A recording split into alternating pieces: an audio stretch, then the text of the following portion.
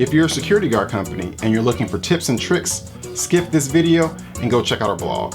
I'll put a link here, because today I'll be talking about giving back to your community.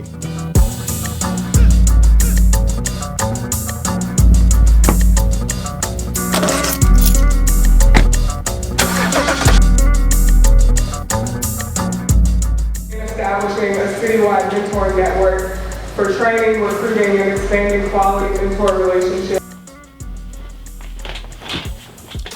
Sometimes as business owners, I think that we forget that there are bigger challenges in the world than finding your newest customer or managing your accounts receivables.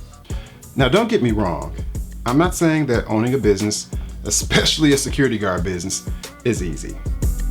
But what I am saying is that there are people that we know, and many that we don't, who would consider you a success because you have been able to accomplish things that they can only dream of.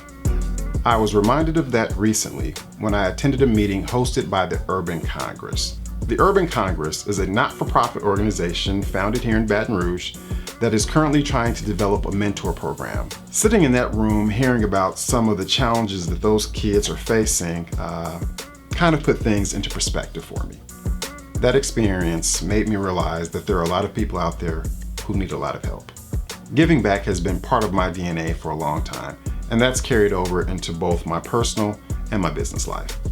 Right now, Officer Reports supports 3 not-for-profits. First is the Wounded Warriors Project, which most of you probably already know is a not-for-profit organization that helps veterans and active duty service members.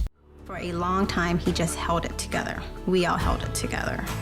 He had almost isolated himself from socializing with anyone.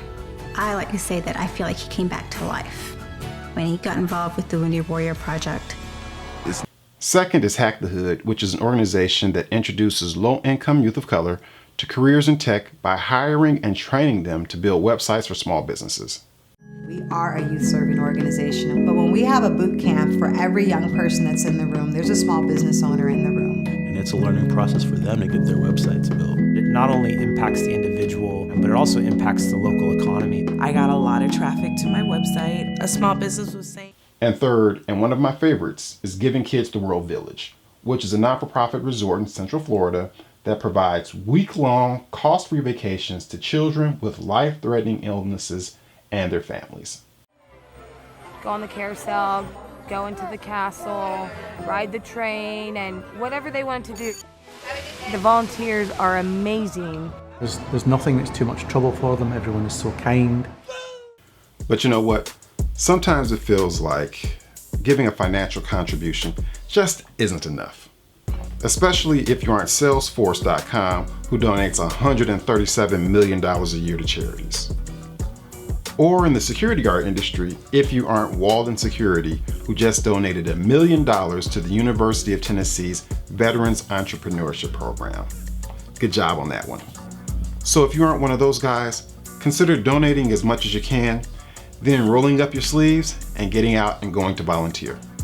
And if you need some help finding places to volunteer, contact the United Way, Meals on Wheels, or the Salvation Army, or just stop by your local VA hospital to see if they'll have some activities where you can volunteer this holiday season.